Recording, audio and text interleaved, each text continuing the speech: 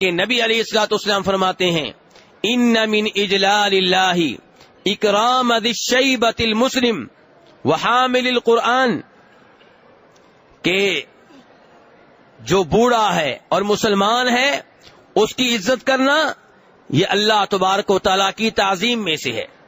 بڑی عمر کے آدمی کی جب آپ عزت کرتے ہیں گویا کہ آپ اللہ کی تعظیم کر رہے ہیں، کیونکہ بڑی عمر کے آدمی کی عزت کرنے کا حکم کس نے دیا ہے؟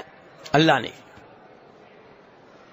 تو جو عمر میں بڑا ہے، جس کی داڑھی سفید ہو چکی ہے اور مسلمان ہے، توحید پہ ہے، اس کی عزت کرنا یہ اللہ تبارک و تعالیٰ کی تعظیم کا حصہ ہے۔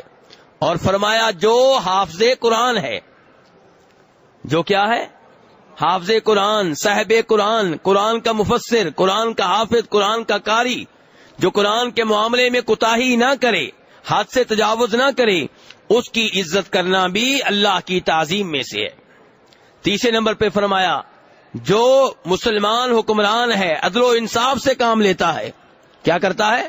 عدل و انصاف سے کام لیتا ہے، اس کی عزت کرنا بھی اللہ کی تعظیم کا حصہ ہے۔